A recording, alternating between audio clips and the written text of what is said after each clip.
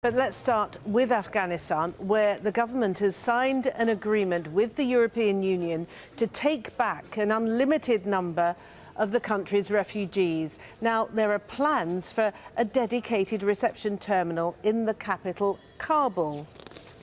Now we can talk to our correspondent Jennifer Glass, who's in the Afghan capital, Kabul. And Jennifer, we're hearing very few details about this deal, but it seems as though the Afghan government has agreed to take back those whose asylum applications have been refused. What have you been hearing about the deal?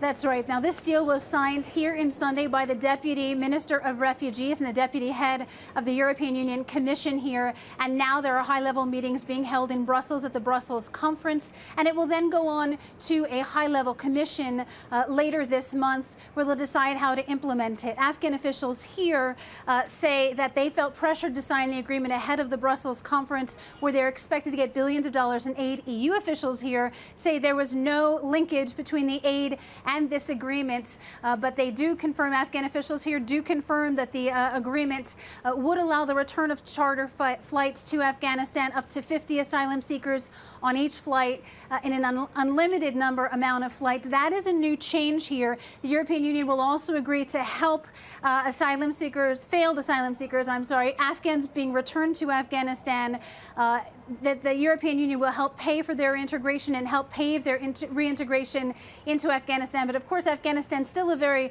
poor country. For more on this, I'm joined by a former MP and a former official in Ashraf Ghani's election campaign, Mouin Maroustiel. Mr. Maroustiel, thank you very much for joining us here on Al Jazeera. The question is, can Afghanistan sustain the return of thousands, perhaps tens of thousands of these refugees from Europe? I don't think so. The government of Afghanistan will be able to accommodate this big number of the asylum seekers who are in Europe at this stage. Because we are under the pressure of the refugees from Pakistan. We are receiving at least 20,000 refugees from Pakistan every day. And it will be a big pressure on the government economically, financially, and politically and security-wise for the government of Afghanistan, unless the international society support Afghanistan government. Those refugees who are in Europe, if they return back in Afghanistan, they don't have their own houses. They have sold their properties. They have sold whatever they have in their houses. So they don't have any place to live back in Afghanistan. Most of them who are asylum seekers in Europe, they are from the cities of Afghanistan. They are not from outside the cities if they can stay in refugee camps. They need to live in the cities. They need schools, they need hospitals, they need health-wise. So it will be a big pressure if they return back to Afghanistan. And I hope international society should support the government of Afghanistan in this case. Are you surprised they signed this agreement?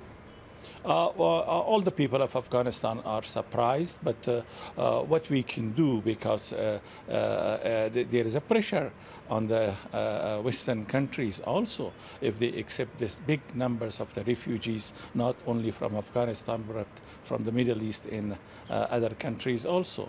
But if the government signed this one, I hope the government should work very hard and to accommodate them in their cities where they were living in the past.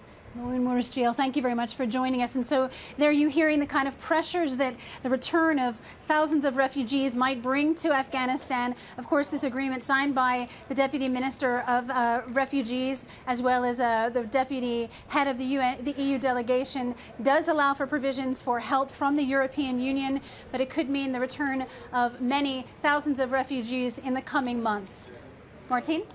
Okay, Jennifer, thank you for that. Jennifer Glass, live from Kabul.